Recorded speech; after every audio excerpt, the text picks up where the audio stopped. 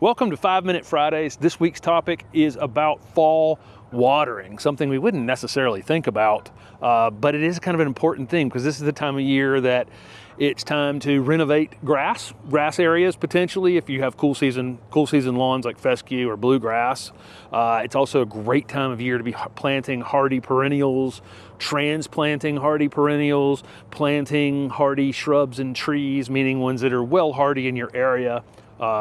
This is the time of year to be putting those things in the ground. But this is also tends to be a slightly dry period or a very dry period of time. In fact, in Raleigh, North Carolina, where we are, I'm not in Raleigh today. I'm at the Missouri Botanic Garden, and you can see Japanese garden behind us, the pond over here to the left. It's in one of the most incredible gardens I've ever visited in my entire life. And they are steady watering turf here, watering plants here. It's extremely dry here in Missouri. It's been dry. Steph and I have done a lot of traveling over the last few months. It's very typical of fall, but unfortunately this particular year is also an extension of a very dry summer and a very dry spring even for a lot of people. We've crossed the Ohio River, the Mississippi River, the Missouri River. They're all low, and it's just been incredibly dry. So not only are we in what is normally kind of a dry period anyway, it's being compounded by an extended period of time of drought as well. So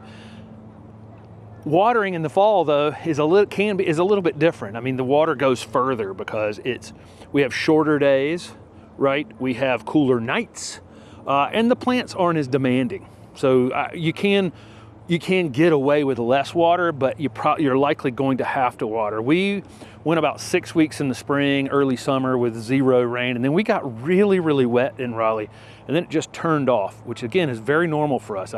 Without a tropical system moving through, October is our driest month of the year. April statistically is, but again, if we're not getting any kind of tropical rain in October, the rain just cuts off at the time that everybody has said fall is for planting.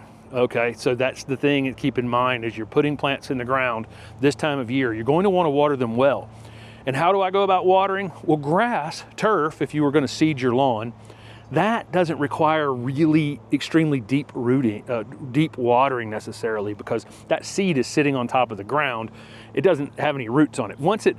So what we want to do is really superficial watering on that type of watering, where we just get it moist, but we can do it multiple times a day. That's the way we want to do that as much as possible. Once it starts to germinate and root, we back off on the number of times we're watering and start watering deeper. So that's the strategy for new turf renovation. For your shrubs and trees, new ones, we want to, when they're initially planted, definitely put a water hose at the base of them, leave it on a trickle, run it for a little while, and then until you saturate the entire area around it, and then turn it off and let it dry out until it needs water again. Conifers are a different kind of case. There are a group of plants that just won't tell you right when they're dry. And so conifers are an example of that. You will see conifers thinning in October typically. They want to grow. They actually want to grow in the spring and they want to grow in the fall typically, most conifers. But this tends to fight against them a little bit. The spring tends to be moist and allows them to really just kind of do what they want to do. Fall tends to be a little bit dry, and they're not good at letting you know, so they'll just thin. There's lots of needles below this pine here. Lots of needles on the ground below this pine where it's been thinning like crazy. And so I would put your conifers near the top of the list. Some hollies, like Japanese hollies, are not good at letting you know they're dry either. So I would put those on the list as well.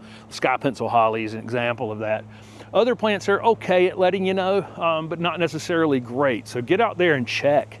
And if you're watering, water thoroughly. And then again, with these shorter days, cooler nights, you can get away with slightly less water overall in the garden. A couple other things that go on this time of year is the wind tends to pick up. And so we had, in our travels in the last few days, the daytime temperatures have dropped 20 degrees and barely a cloud went over. Normally, if you think you're going to get a 20-degree temperature change week over week, you're going to typically get rain with that, and there was just no rain with it whatsoever. Everybody just got cooler, and so it actually got drier during that period of time. The other thing is containers. Make sure you're checking on containers, especially things like if you bought clearance plants and you're holding them through the winter time. Get those things close together and water them well. Make sure they're draining okay though. Make sure that, you know, that they're not holding water down at the bottom, because that'll rot those roots in there over the course of the winter. So you want excess water to get out, but you do need to maintain some moisture in them. You know, I'm putting this video up right in middle October, and for most people it's right around your first frost date. It's right around your first frost date, or you just got your first frost, or within the next 2-3 weeks you're going to get a frost or a freeze. And having those things packed together and watered well will prevent them from getting damaged in those freezes, potentially those early frost and freezes, and allow the plants to go to sleep a little easier. You know, when plants in the ground, you know, the roots aren't exposed to the cold as much. And so this thing's not going to go to sleep by being basically, you know, having its roots frozen solid to start with, right? It's going to just be the air temperature changing, but the roots are going to be well insulated in a warm soil from the summertime. It's definitely abnormal to have the roots sitting up here exposed to the cold and being frozen that way, and that being the thing that puts them to sleep.